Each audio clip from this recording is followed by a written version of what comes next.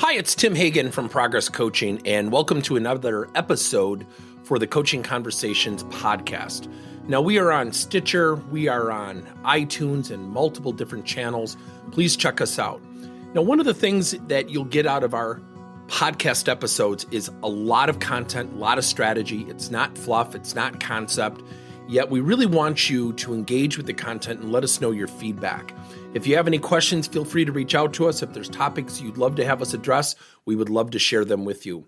Let us know your impact and let us know your feedback. Does it matter how we coach?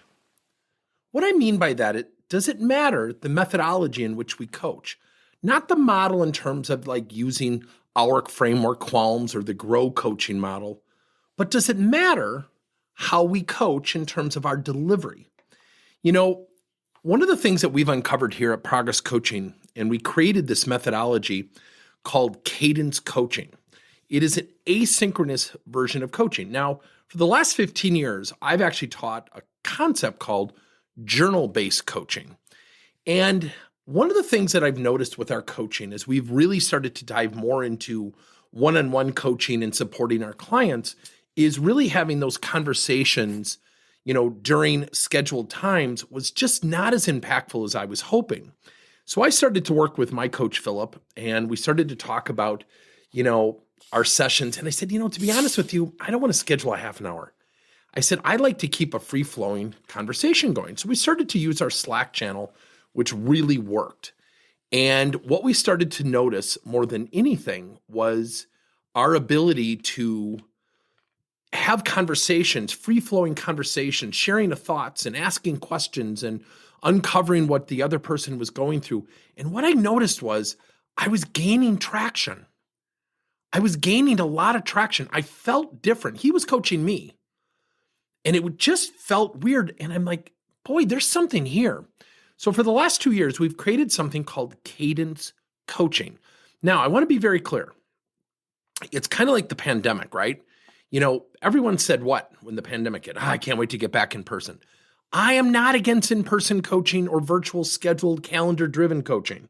What I'm saying is there's another form of coaching, the way we coach. So let me give you 2 examples. So Cadence is something where we use content. So I'll send out to somebody who I'm coaching right now who's really struggling finding their career. So I sent a couple videos with the software tool that we use, and I said, how did this video sit with you? What did you learn from this video? And I started to use what I think is good coaching questions after the content, after the video.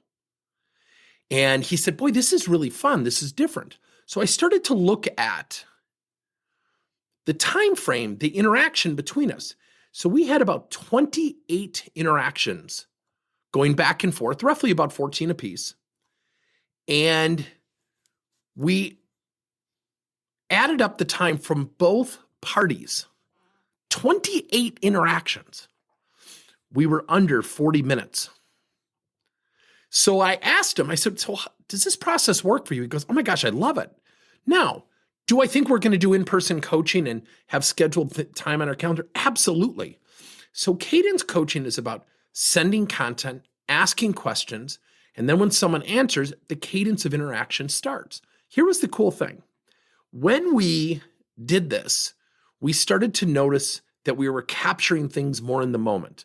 So one of the things that he said was, well, I went to my boss. I had a conversation about my strengths and where she saw me potentially going with my career. And the boss, whether correctly or incorrectly, said, oh, I think you'd be great as a project manager. My client has no interest whatsoever in being a project manager. Now, the boss isn't wrong. He got a good flavor of what was going on in terms of her interpretation. And he said, how do I have that conversation? She wants to meet again tomorrow. I captured this. I gave him some feedback. I gave him some insights, some ideas, some strategies. Had we waited for our next calendar-driven coaching conversation, what would have happened? We would have lost that opportunity, that moment. So think about using content, creating cadence of coaching. Now, I want to also share with you something that we teach here at Progress Coaching called supplemental coaching. One of the things that I quickly realized is that one of the best things that we can all do is partner with subject matter experts. Let me give you an example. For years, one of my favorite books is My Iceberg is Melting by John Cotter. It's a fable about a penguin community. And it talks about the iceberg is melting. So some people swam off the iceberg, went and looked for other icebergs and never came back, just kind of covered themselves. Some people went back to icebergs and said, yeah, I found one. We all need to go. Then people back at the original iceberg said, no, we're fine. It's not melting that bad. I don't think it's melting, meaning they were adverse to change. And it just really gets you thinking, right? It really gets you thinking. And so one of the things that I would share with you that is so powerful is to use subject matter experts, whether it be their Audible version, whether it be a book or an article. Remember, when you use content and you ask questions afterwards, such as, how did this sit with you? What was your impression? What did you learn from this? What have you applied? What are you going to apply? And you use your coaching questions, yet content from subject matter experts also gives you validity as a coach. So does it matter how we coach? I think it does. I think we as coaches have a responsibility to search for creative ways to expand beyond our normal verbal interaction. What are your thoughts? Thank you for listening to another episode of Coaching Conversations by Tim Hagen and Progress Coaching. Now, our company is always coming out with new and innovative solutions to help leaders coach their employees. And recently, we just created a new service called Coach to You, where leaders can pick and choose topics and assign 7 to 21-day programs for employees to learn and, more importantly, apply actions and then reflect and share what they're going to do going forward as a result of the learning. It's called Coach to You. We're literally bringing coaching to your employees.